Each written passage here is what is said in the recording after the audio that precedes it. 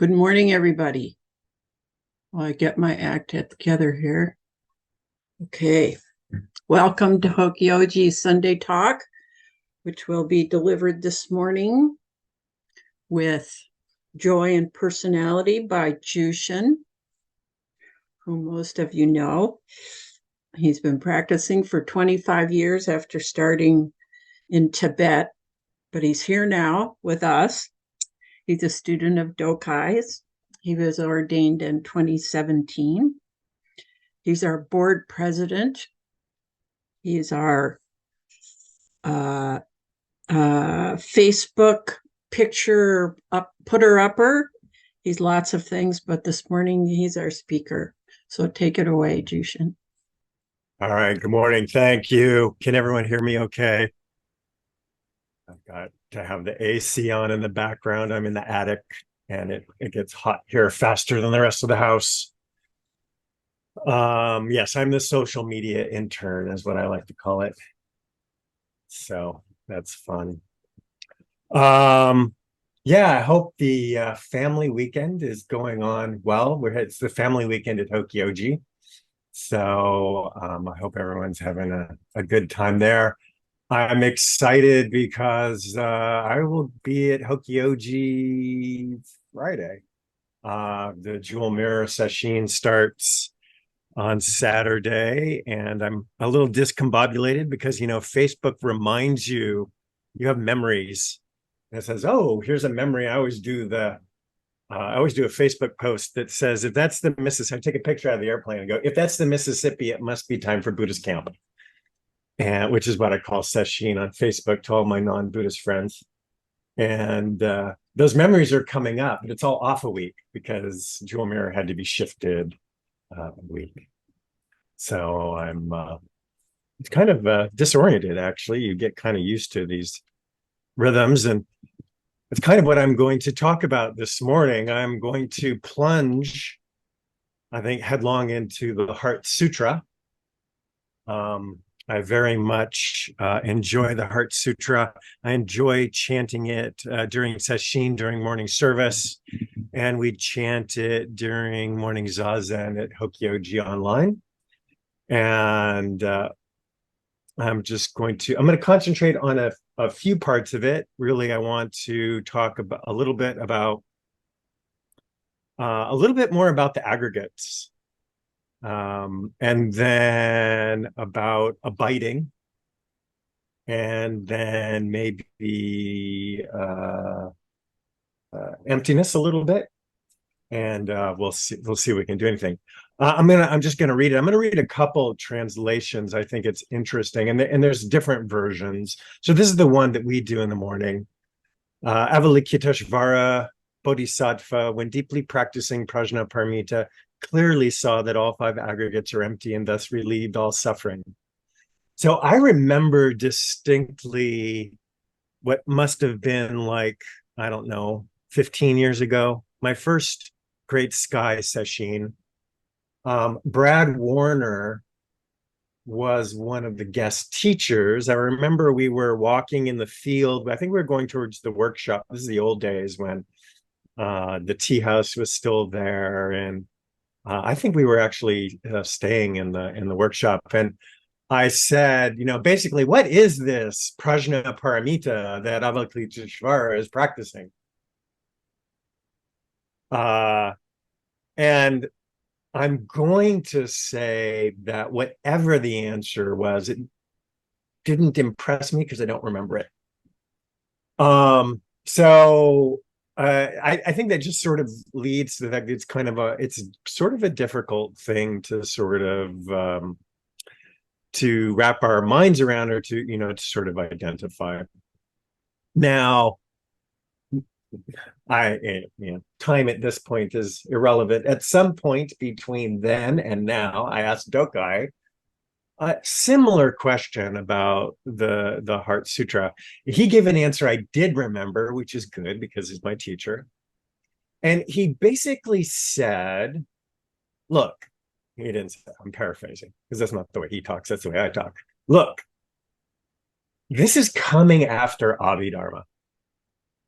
So like Abhidharma, like the Abhidharmas put the Christian scholastics to shame. Remember, the Christian scholastics are how many angels can dance on the head of a pin. The Abhidharmas went much further than that, and trying to map out, how many dharmas there are per second, and dividing everything up and categorizing. I learned a new one the other day. What is it? Christians love God, whereas Buddhists love lists. So, that was sort of definitely, I mean, it has a practical purpose in a writing society, literate society, where you're doing mnemonics to remember things. But there are a lot of lists, and the Abhidharmas added to them. And it certainly does seem contrary to many passages in the Pali Canon, especially the ones where the Buddha says, look, these questions aren't relevant. This is beside the point. This is not what I'm teaching. This is what I'm teaching. Just ignore that other stuff over there. And I guess in the time after his death, when he wasn't there to keep them on the straight and narrow, they sort of veered off the path a little. So we have the skandhas, and the skandhas came up during the winter practice period too, because we were reading the Bahara Sutra, and the Bahara Sutra is just a little confusing in some parts. In the Bahara Sutra, the Buddha is talking about the burden, and the Blessed One says, and what is the burden? And it's the five, now he calls them five clinging aggregates. The aggregates are the skandhas, or in Pali, it's the khandhas. It should be said which five: form as the clinging aggregate, feeling as a clinging aggregate, perception as a clinging aggregate, fabrications as a clinging aggregate, consciousness as a clinging aggregate. This, monks, is called the burden. And which is the carrier of the burden? The person, it should be said. This venerable one with such and such a name, such a clan name, this is called the carrier of the burden. And which is taking up of the burden, the craving that makes for further becoming, accompanied by passion and delight, relishing here, now there, craving for sensual pleasure, craving for becoming, craving for non-becoming, and in some other parts, craving for views. This is called taking up the burden. So there's this antimony a lot of times. If you're sort of it's hard to pay attention, because I'm gonna use the Sanskrit because it's what everybody's used to. The skandhas are not kind of well described in the Pali Canon, and it seems to be at first blush that the skandhas are like, yeah, that's what we are. I have a body, and that's my physical body, and I have these other mental or emotional functions that are feeling, perception, fabrications, and consciousness. But then it gets weird, and we actually talked about this during the winter practice period, is like, but then there's a person. And this was so confusing at the time that there eventually became a school that asserted there were persons. Shortly after, eventually there were like 16 schools. One of them was the school that asserts persons. I've been reading this book by Sue Hamilton Blythe called Early Buddhism, A New Approach. And she takes a very interesting tack with respect to the skandhas.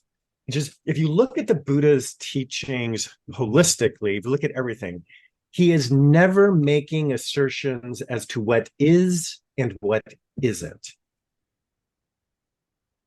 He's only ever talking about how things work.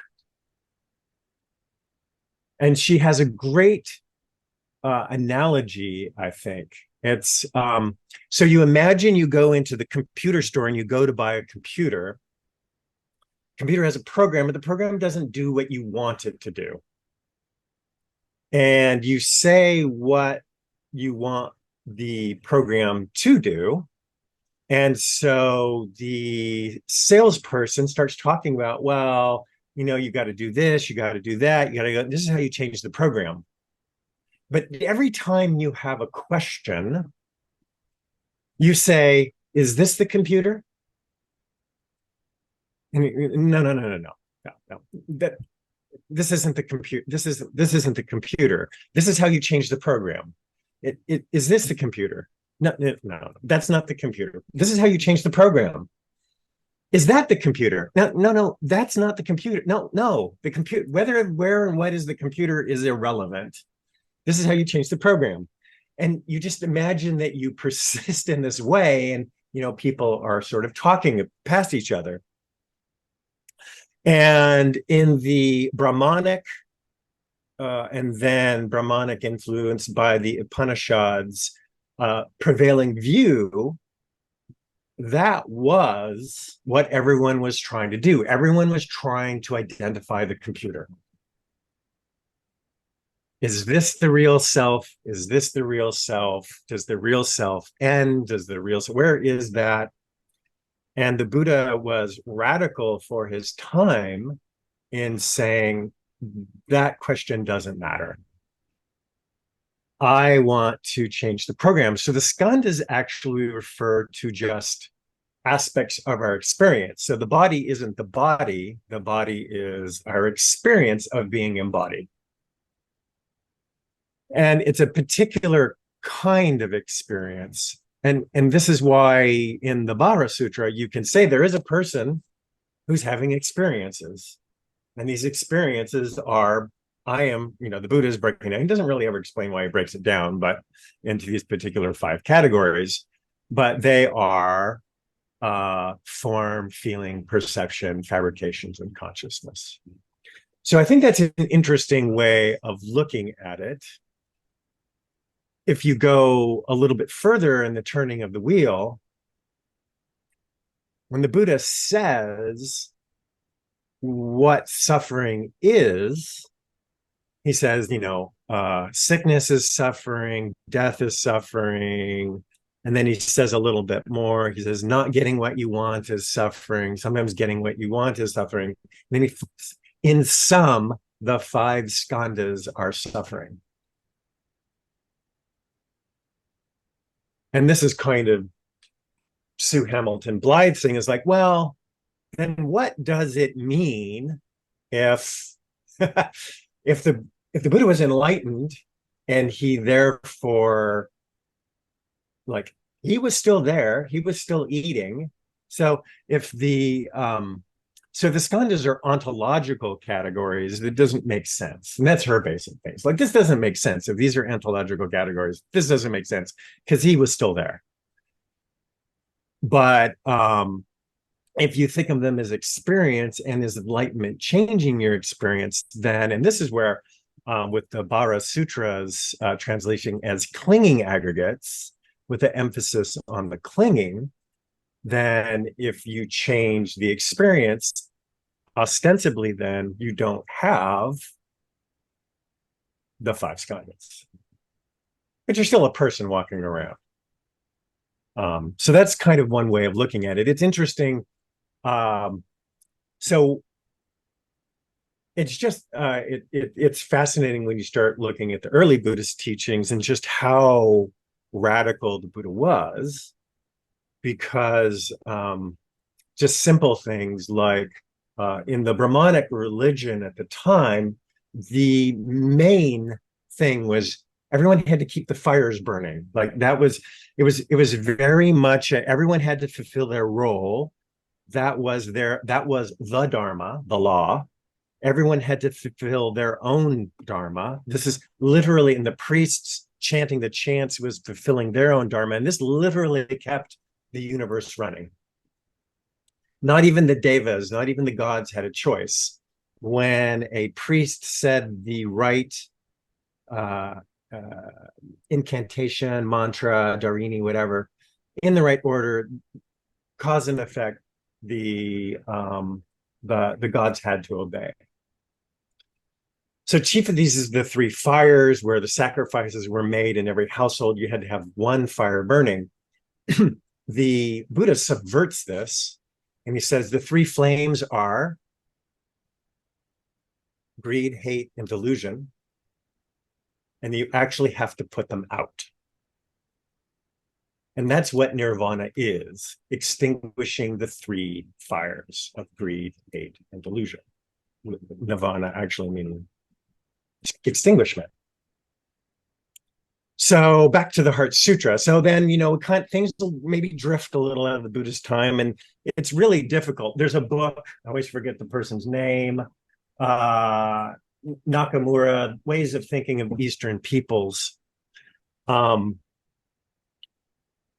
Maintaining sort of this intersubjective epistemological view versus an ontological view is very hard. As an instructor of mine in college once said, and he was paraphrasing somebody, he called it Hughes's law, but I think he stole it from Rousseau or Sartre, is everyone is born free, but everywhere people are looking for chains, that is certainty. So everyone is born free, but they're looking for certainty. And we'll actually come back to that.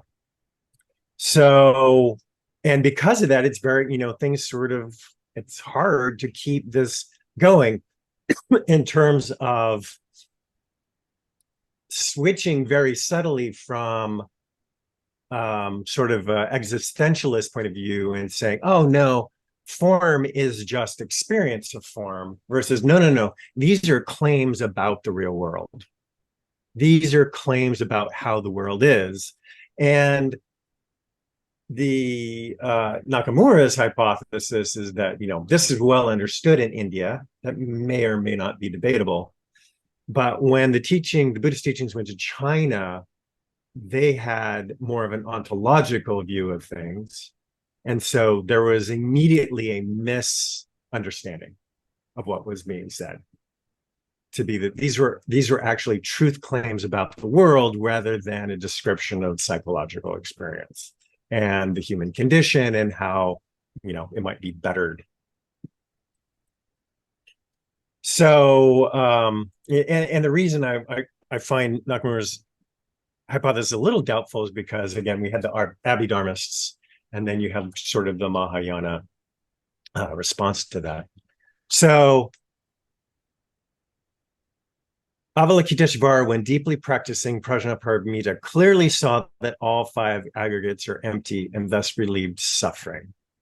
So he had a change of experience. Now, I cut my teeth on the Tibetan version of the Heart Sutra, which is longer, and it actually has that was dumb. I was going to say it has more words. Yes, because it's longer, but it has there are parts that are explained more deeply. So I'm gonna start off here with the same part. Thus have I heard, once the Blessed One was dwelling in Rajagriha at Vulture Peak Mountain, together with a great gathering of the Sangha of monks and a great gathering of the Sangha of bodhisattvas. At that time, the Blessed One entered the samadhi that expresses the Dharma called profound illumination. And at the same time, noble Avalokiteshvara, the bodhisattva mahasattva, while practicing the profound prajna paramita, saw in this way. He saw the five skandhas to be empty of nature. Then, through the power of the Buddha, Venerable Shariputra said to noble Avalokiteshvara, the bodhisattva mahasattva, how should a son or daughter of noble family train who wishes to practice the profound prajna paramita? Addressed in this way, noble Avalokiteshvara, the bodhisattva mahasattva, said to Venerable Shariputra, O Shariputra, a son or daughter of noble family who wishes to practice the profound prajna paramita should see in this way, seeing the five skandhas to be empty of nature. Form is emptiness. Emptiness also is form. Emptiness is no other than form. Form is no other than emptiness. In the same way, feeling, perception, formation, and consciousness are emptiness. Thus, Shariputra, all dharmas are emptiness. So this is which generally the Sanskrit version versus the Chinese version, which is what we normally chant. It has the qualification, not just the five skandhas are empty, but they're empty of nature. So the self isn't found there, and that's the wrong question. The right question is not, where's the computer, but how do I change the program? And the program is the five skandhas, based on this analogy. So it becomes a little less. So here the translation in the Tibetan one is the Sutra of the Heart of Transcendent Knowledge. Kind of don't like. I'm not a fan of like transcendent, because, and this is where I think sort of the passage through China and into Zen and mixing with Taoism sort of might be a positive thing, is like, you think of transcendent again as being something like trumpets and angels and light beaming off of everything. It's like, I tend to think of it a little more like our regular mundane, the language is really hard, our regular lives with the stories we spin around things that are then the skandhas,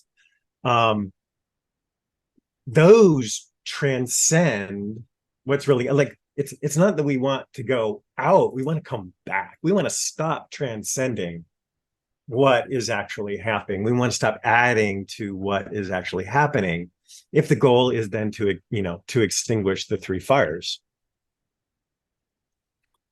So the Prajna Paramita mantra, Prajna Paramita Sutra is then trying to tell us how we can do that. But it's still a little light on details on what exactly it was that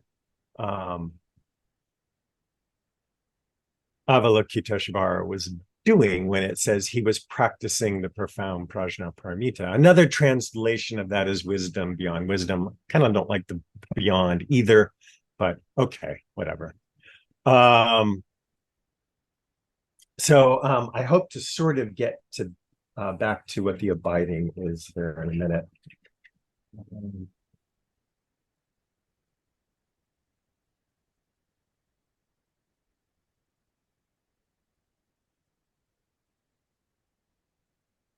All right. So let me go back. I'm going to go back to our version.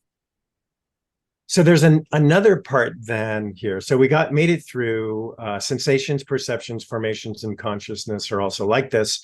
Shariputra, all dharmas are marked by emptiness. They neither arise nor cease, are neither defiled nor pure, neither increase nor decrease. Therefore, given emptiness, there is no form, no sensation, no perception, no formation, no consciousness, no eyes, no ears, no nose, no tongue, no body, no mind, no sight, no sound, no smell, no taste, no touch, no object of mind, no realm of sight, no realm of mind consciousness. So, these are, to a certain extent, these are just stories about, what's going on in our experience. It gets a little, there's neither ignorance nor extinction of ignorance, neither old age and death nor extinction of old age and death. So that's sort of where it starts to get just a little bit weird in terms of, what are we really talking about here? Because I've known quite a few people at this point who've died. So, let's see, did I get far enough? Neither old age and death, nor extinction of old age and death, no suffering, no cause, no cessation, no path, no knowledge, and no attainment. With nothing to attain, a bodhisattva relies on prajna paramita, and thus the mind is without hindrance. So this is, I never kind of noted this. Let me see here.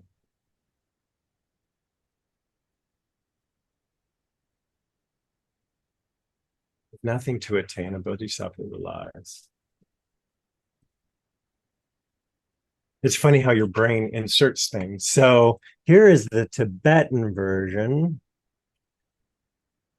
And it's funny that I always thought this was in our version, but it wasn't. So in the Tibetan slash Sanskrit version, it says all the basically the same things. There's no end of old age and death, no end of old age and death. Oh, back up one. No old age and death, no end of old age and death, no suffering, no origin of suffering, no cessation of suffering, no path, no wisdom, and no attainment, and no non-attainment. Therefore, Shariputra, since the bodhisattvas have no attainment, so this is different, they abide by means of prajnaparamita. So the title of my talk was going to be The Dude Abides. I don't know if anybody has watched The Big Lebowski. I can see Rushin laughing. So the great movie about nothing, The Big Lebowski. There is a line in it. So at the end, there's a character called the Stranger, who's just sort of like a narrator, comes in and out of the story. He interacts with I don't know, anti-hero, the Big Lebowski, who basically things just happen to him during the movie. So to the very end, they're tying up the loose ends, and the Stranger, played by Sam Elliott, says, "Take it easy, dude." And the dude says, "Oh yeah." And Sam Elliott, and I can't even begin to mimic Sam Elliott's voice, but it's like, "I know you will." And the dude says, "Well, yeah, the dude abides." And that's sort of like the main quote from the movie, "The dude abides," because Jeff Bridges' character always talks about himself in the third person as the dude this, the dude that. And then the Stranger turns to the camera, he breaks the fourth wall, and he says, "The dude abides. I don't know about you, but I take comfort in that. It's good knowing he's out there, the dude, taking it easy for all us sinners." So there's kind of two interesting things here. This idea of abiding just being taking it easy and what that might mean. And then if you don't take it easy, you're a sinner, which kind of casts a little bit of a Christian tone to sort of these ideas. But it is sort of, if you think, is sinning as being suffering, and perhaps it's a self-inflicted wound, then maybe for those of us who don't abide, we're sinning. But it finishes up. There's a different interaction in the movie where the Stranger says to the dude, said, "How have things been going?" And the dude says, "Well, stripes and gutters, ups and downs." And so it's kind of an interesting view into like what abiding might be. For myself, I tend to relate it. There's Kazuaki Tanahashi has a book on the Heart Sutra. He translates emptiness as boundlessness, which is a little interesting because it doesn't make sense if we're talking about ontological categories. Like if the body is not an experience, then and we're talking about the physical body, not the experience of the physical body, then my body is not boundless. Like I would like a few more muscles, I'd like my hair back so then I could actually shave it, not just have it shave itself. There are a few changes I would make if that were true. And he goes on to say that this boundlessness is a different kind of freedom, and that freedom actually relates back to the quote from my world civilization teacher, is everywhere people are born free, but they're looking for chains, that is certainty. Kazuaki also says that all the koans are answered in the Heart Sutra. And there certainly does. So there's the I forget which one this is. There's the one where Dizong says to Fayan, "Where are you going?" And Fayan said, "Around on pilgrimage." And Daizong says, "What is the purpose of pilgrimage?" And Fayan says, "I don't know." And Daizong says, "Not knowing is most intimate." And so it's that the question is is that abiding a return to an intimacy with life and experience that lacks craving, it lacks views, shoveling everything into ideological boxes, all of which are incorrect to one degree or another. And the seeking for certainty in categories of permanence.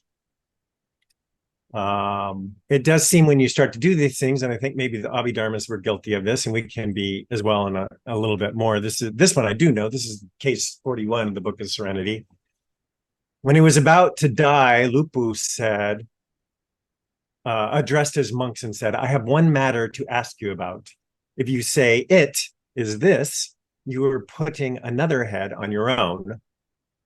If you say it isn't this, you're looking for life by cutting off your head."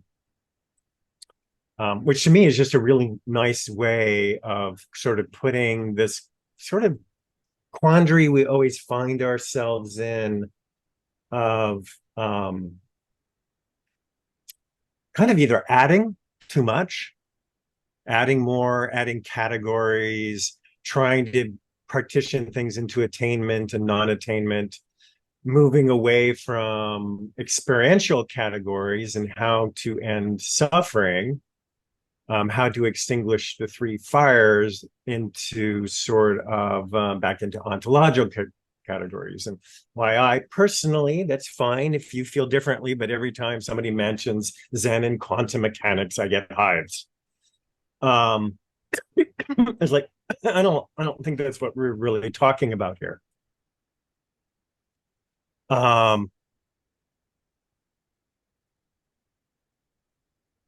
Yeah, so abiding then is in not knowing, it's being able to live in uncertainty. And then also, taking it from, everyone, well, everyone might not know. Some people might know from the past, I'm a fan of the Stoics. And the Stoics, they actually have kind of a similar breakdown to the Buddhists, which is, there are sort of two aspects. One is of sort of it's eudaimonia. It's probably wrong.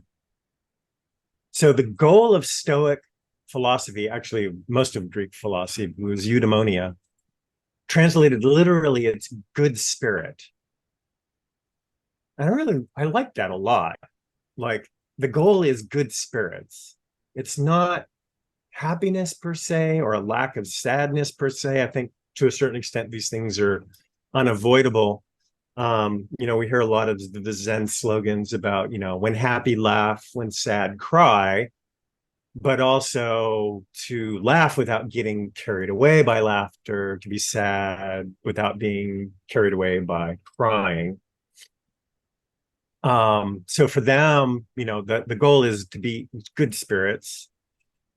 They broke it down into sort of virtues and different practices. And one of them was the acknowledgement that just figuring out what you are and aren't in control of. Like the secret to good spirits was, what do I have control over? What do I not have control over? And it turns out there's very little you have control over. And the one thing that you're mostly, and I don't even think this is completely true, but maybe this is the purpose of training or practice, is the Stoics claimed that you have control over your response to circumstances. Like literally, you have responsibility, even if you don't have fault. Like even if you're not at fault for the results, you have responsibility for them. You are able to respond to them, and your character virtue is how you respond to them. So I think that's part of abiding as well, is recognizing what you are and aren't in control of, being able to just live in an area, live in uncertainty, to swim in uncertainty, because it's going to happen. The uncertainty happens anyway. The lack of control happens anyway, whether you believe it or not, whether you're doing it or not.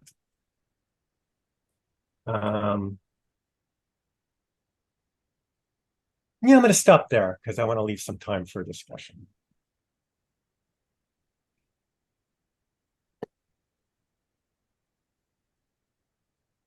The dude abides. All right, Jushin, don't disappoint. So when I was still doing software, we quoted from that movie often. And one of the quotes was a lot of ins, a lot of outs, a lot of what have yous, which pretty much describes what we were doing with the software, because there were like 200 agents that were all interrelated to this enterprise system that we were. So there were a lot of ins, a lot of outs, a lot of what have yous. And then the other one was the plane has crashed into the mountain, to describe a really just a bad situation. But I've got a lot of things to say, unfortunately. I just heard an incredible talk from Frank Ostaseski on grief and the possibility that it can make you whole.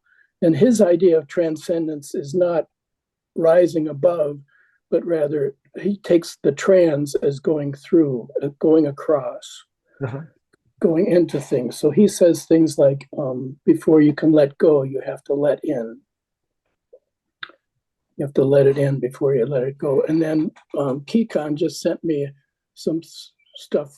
Category is really, I mean, this is incredible. But basically, to paraphrase something he says is instead of dealing with anger and hatred arise, you have to deal with anger and hatred without the anger and hatred, and just deal with it without the anger and hatred. You still have to go. You have to deal with it without the anger and hatred.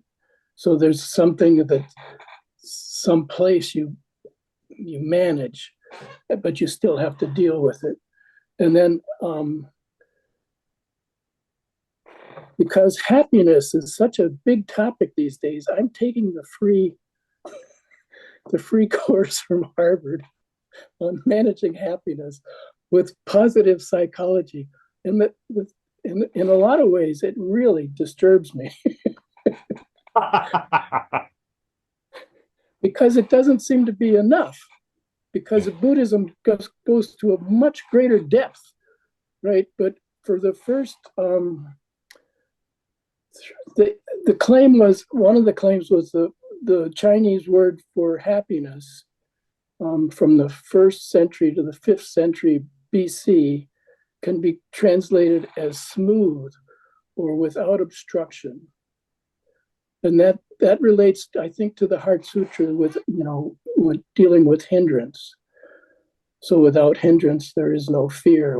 So working with obstruction without obstruction, working with anger without anger.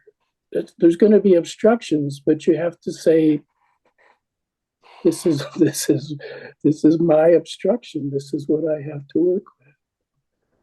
So I thought that was interesting that the Chinese word for happiness was without obstruction, and it's even possible to think of samsara, the samsaric world, as a world of obstruction. But where does that obstruction come from? That's our creation, our obstructions that we've created. So we can kind of let them in and let them go. So it's an interesting take on the idea of obstruction and hindrance, I think. So a lot of ins, a lot of outs, a lot of what have yous. That quote goes on to say, and that's why the dude, what's he say? I don't know. Operates his mind by getting stoned a lot. So Yeah, something like that. that's his strategy for dealing with the obstructions. Well, yeah, okay. But then you get unstoned and you have to keep doing it. So I think practice is maybe a better way in the long run. And I think it's interesting. So this is a complete aside. Everyone talk amongst yourselves. Did you also, so our big one was the Princess Bride. Like we used to quote from the Princess Bride. Like, I don't think that means what you think it means. Because you keep saying it. That's it. So we always used to quote from the Princess Bride. One thing that I think, so there's another part if I had gone on longer. It just really is in the small and the big, to me, one of the biggest parts of the Heart Sutra is, thus the mind is without hindrance. Without hindrance, there is no fear. And, even in the small, I see this because I dabble, and my Instagram feed is filled with, artists of different styles and different kinds of things. And every so often they pass on sort of inspirational quotes. And things are like, and some of them are like Tim Ferriss, sort of, although Tim Ferriss recently has said he's like he's stopping productivity. Like he's going to stop, like he's getting off the productivity treadmill. But one of his things is like, what would you do if you weren't afraid? Like, what skill would you do? What task would you do? What language would you learn? Where would you travel? What would you do if you weren't afraid? What about fear is holding you back? Fear of, and this is because I spent my 20s on Prozac, and eventually I did cognitive behavioral therapy, and that comes actually out of Stoicism. And you do these like little self-talk things, and you'd really be surprised how many misthoughts we have, that ultimately, if you trace them back, it's like the conclusion is because I would die. It was like, because I would die. Because it's like, well, if somebody does this, then that means, and the whole process is, you take your negative thought and then you counterbalance it, kind of like, is that true, or what would that mean? So it's like, well, so and so doesn't like me. Well, what if they don't like you?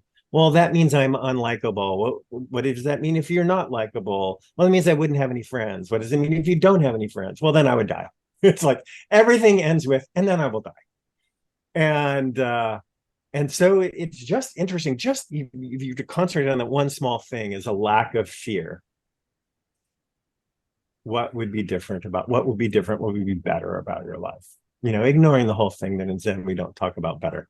Anyone else? Mary. Hi, Jushin. Hi. Thank you so much for your Dharma talk. One of the things that I really appreciate about your talk is that you're obviously an intellectual. You know a lot about Buddhism. You know so much, more certainly many people. But what I really liked about your talk was kind of getting down to the basics. So one of my intentions in life when I'm learning something is to try to learn it in a way that I can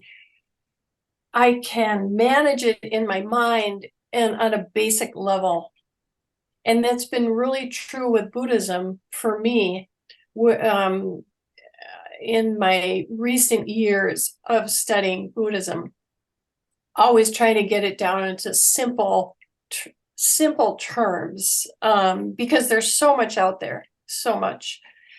So I love the computer and the programming analogy. I struggled for a while about this with the skandhas, because coming from a Christian background, and this was illuminated to me.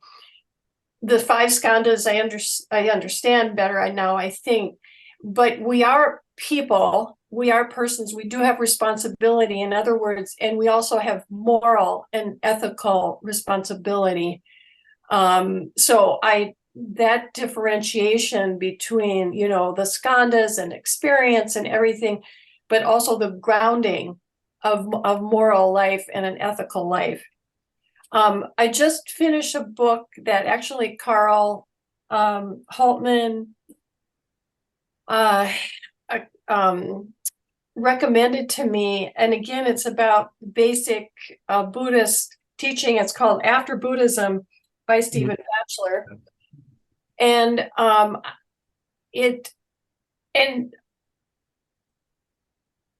the tenet of the book, is explaining how to flourish in life right now, like here on earth. And that's what the Buddha was trying to originally. That's so he goes back, and the Four Noble Truths really are the 4 tasks. That's how the Buddha described it. And a lot on reactivity. So our reactivity to our experience, which is happening all the time, how to deal with reactivity. So it was very much a grounding book for me in terms of what you're just saying now about really grounding what we're doing here in life and how to flourish. And for me, like being a secular Buddhist, and because reactivity is just there constantly, how to deal with that, how to understand it, how to see it arising, how to see it ceasing, and then taking the path to being a good person. I mean, I love things. Just be, down to the simple, just the, the simple life. And lastly, that I have one of my very best friends in the world lives on Maui. And I've been to Lahaina many times, traveled to Maui many times. I know Lahaina. I know the pictures, the corners, the buildings that are shown. And it's been tough. The people of Maui, the Hawaiian people, the history of Maui, it's just, talk about uncertainty.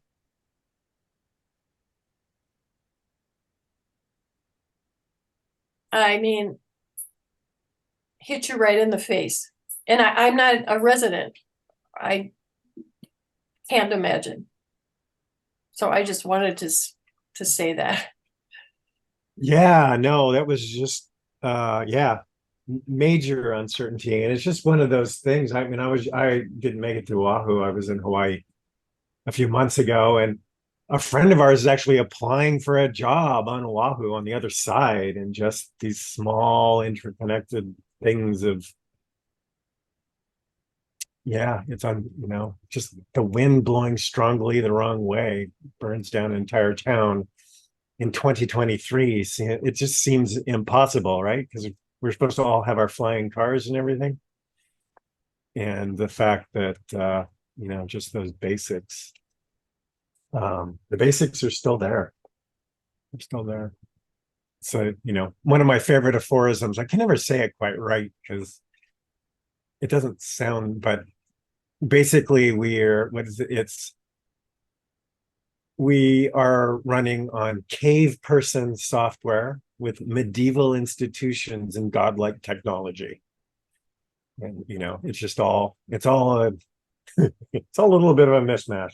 We can do a little bit about it though. And that was so recently in a Dokusan with Dokai, we actually talked exactly about what you just said, dealing with reactivity. And at some times, all you can just really do, and this also goes, I think, to what Rushin was saying, is just be with what's happening, be with the pain, be with the anger, be with the grief, be with just don't try and avoid it. Talking about slogans, gotta stay off Instagram. One of the recent ones, I have no idea if this is true, but one of the recent, I don't know, my ad feeds is that procrastination is not laziness, it's caused by trauma. And I'm like, okay, I have no idea if that's true, but yeah, like one of the things I hate to do the most as a professor is grading. Because, if I had my way, I would just, I'm just be giving feedback. I'm just trying to tell people how to improve things. But I have to give people A's, B's, and C's because that's what the university says I should do. And let's face it, some of my students are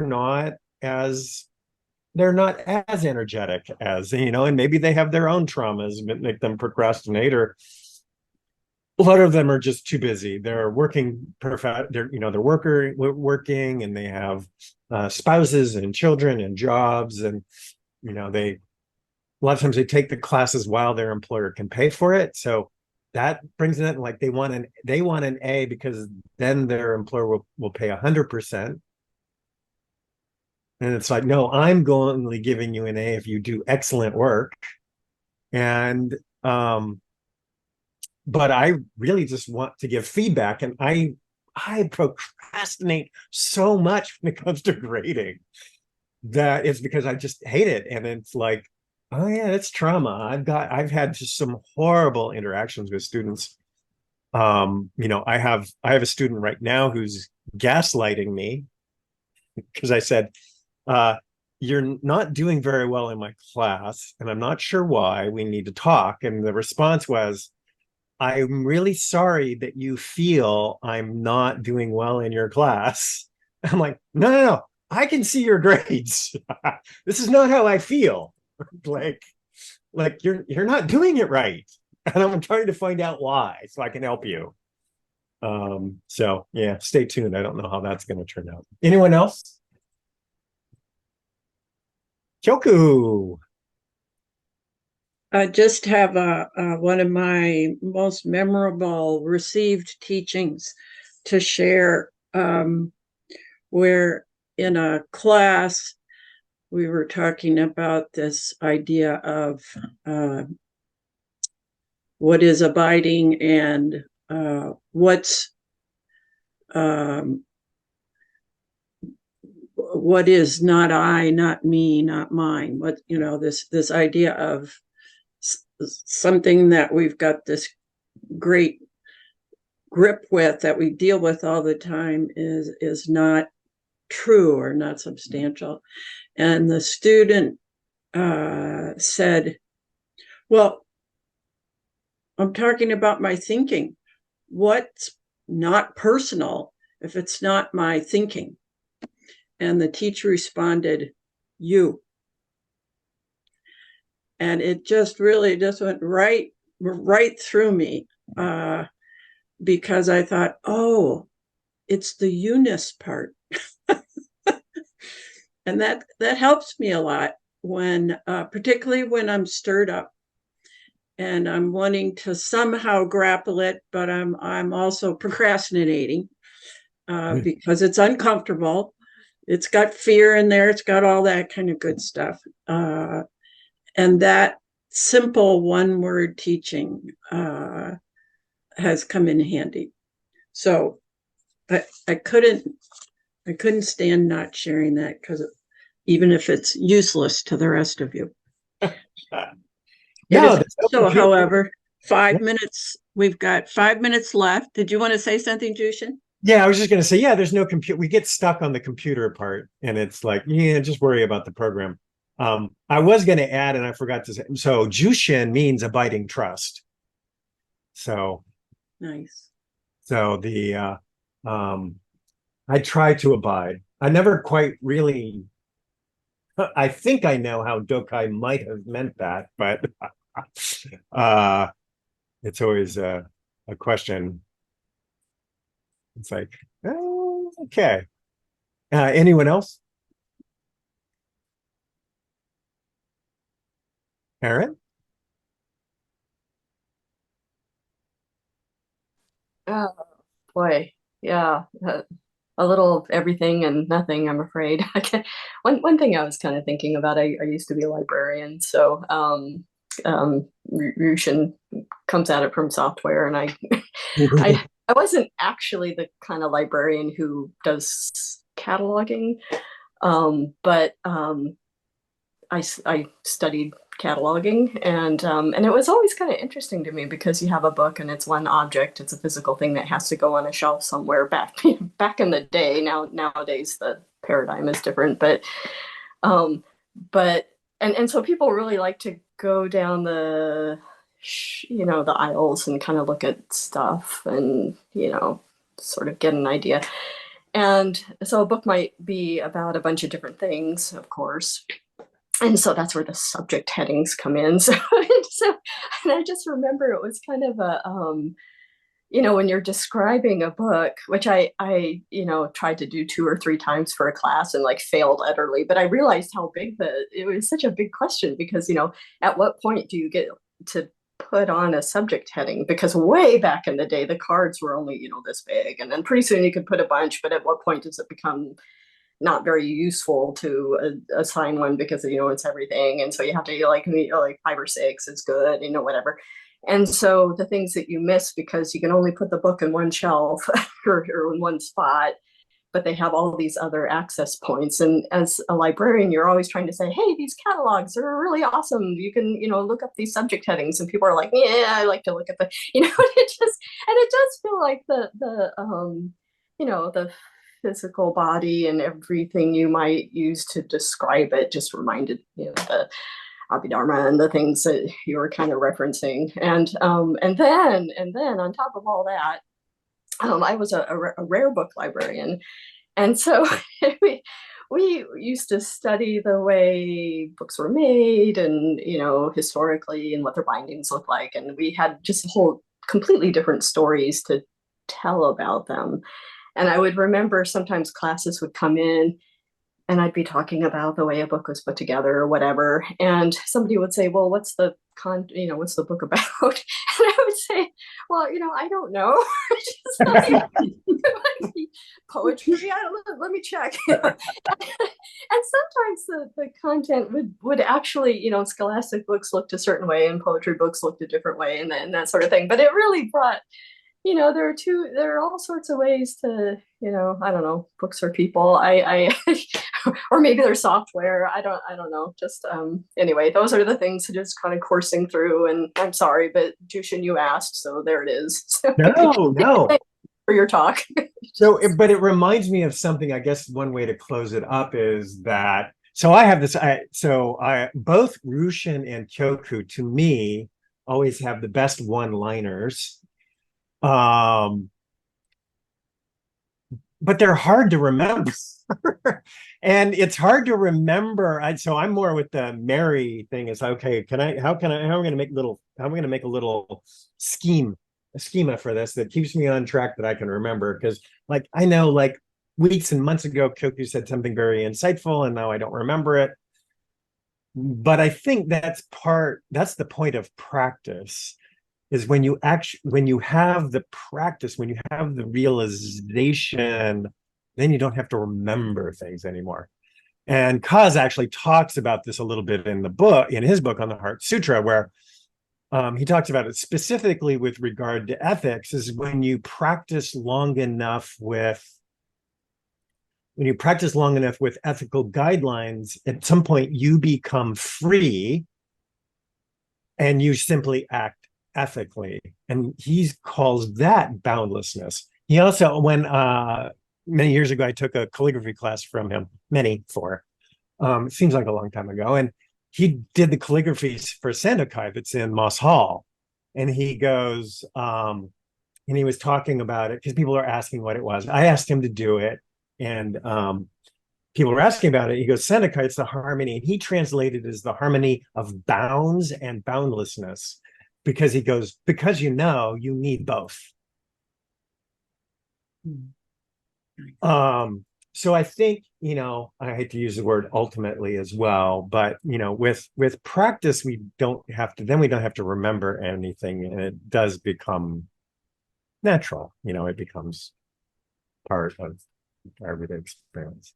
And maybe that means the skandhas go away. I don't know. I don't know if it matters. Thank you. Thank you. Very rich discussion. Very wonderful talk and stimulating talk. Jushin, thank you for that. Everyone. Now let's see, what else do I have to say? I want to say, after thank you also for your continuing support of Hokyoji, and just a reminder that we appreciate it all, and we also continuously need it. So there's a link in the chat box that you can access if you'd like to offer any dana or gift related to this Sunday's program. And I would like to say something about what's upcoming. Let's talk first talks. So Mio O Habermasher will be our speaker next week.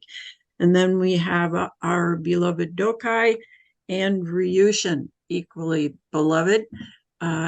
So we've got a lot of beloveds coming up in the next several weeks. And we're in this weekend. Next weekend, the Jewel Mirror Sesshin will start, and we'll have Compassion Ocean after that.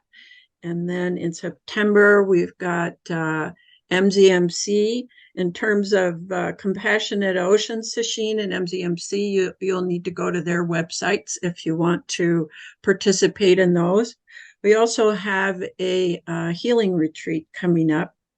And in October, one of a type of sesshin that people seem to really have taken to, which is another just sitting retreat.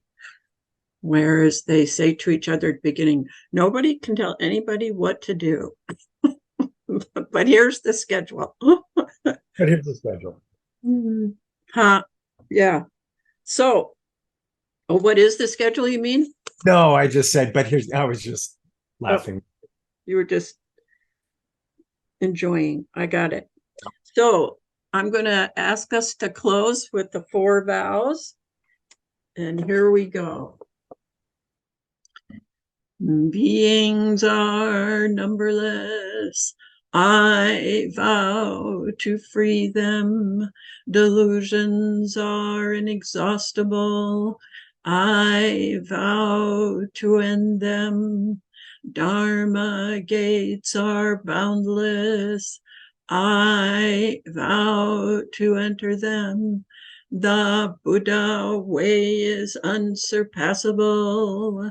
I vow to realize it.